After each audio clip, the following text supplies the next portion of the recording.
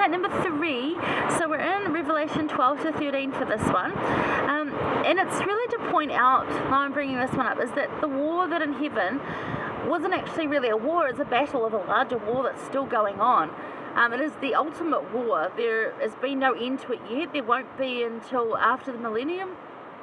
A judgment day, that's the calling of the end of this war. But it started so long ago. And this tells the story of it in a very symbolic way. And John mentions this probably 3, I can identify 3, there might be more, sort of times over, and describes it slightly differently to really help understanding what he's talking about.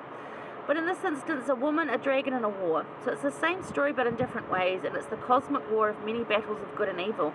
Now we have so many fairy tales, myths, legends, all those sort of things that cover the same type of war. So have a look at that. There's some really interesting things that are said in here. So this woman clothed with the sun, the moon, and her feet, and her head a crown of 12 stars. That's all symbolic, and they all have meanings. And if you want to do a study on that, I encourage you to go do that. We're not going to really cover it in detail on something like this, but there's a lot you can learn there. And then there's a dragon that has 7 heads, 10 horns, 7 crowns upon his head. It's talking about Satan. Now 7 has different meanings, as you know. Is complete. It's basically a complete evil that's everywhere. If he's got all those heads, he's all over all the earth. There's nowhere you can hide on earth from him, and no people, not even in the temple, because people bring him into the temple. But that means you can banish him out easier, because while you're in there, you've got the power to do that. And what a place to have sanctuary. But as we know, we've also been encouraged to have our own homes like that, to not bring anything Satan-like in there, so that it maintains that beacon of light and hope and goodness and grace of Christ's love. And we can definitely do that. So have a think about that as well. Verse 11 is of note. Compare Joel 3:14. It's the value of our decision. So verse 11, I'm assuming, yes, of chapter 12. And they overcame him by the blood of the Lamb and by the word of their testimony, and they loved not their lives unto the death. Now, a lot of us these days won't have to die for him, but that's happened many times over. There's a lot of martyrs, people that have died. Joseph Smith and Hiram Smith, Brigham Young, even though that he died safely in his own bed kind of thing, he still had a lot of ugliness thrown at him and stood up anyway and said Christ. There's a lot of things in there about this, like apostasy and some really good things in there to dig out. Again, take what you need, leave the rest for another time. Again, I've been studying this like 35 years, so I had a little while to figure some stuff out. But in Joel 3:14, it talks about the value of our decision, and they have a battle there about whether they're going to follow Christ or not, and that's the decision. So whatever we have in our life, we can, account it to that. What is the value of our decision?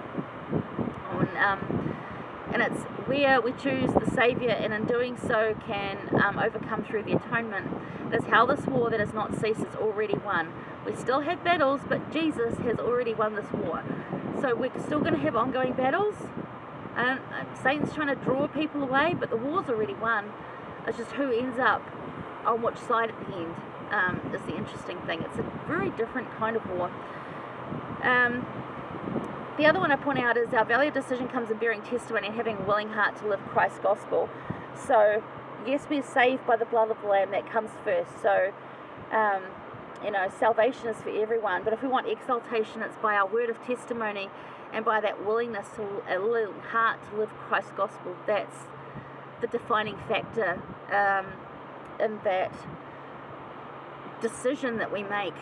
So, if you're in that valley, you revisit that valley, or you're long out of that valley on your journey because you know for sure, it's still a good time to remind you of that.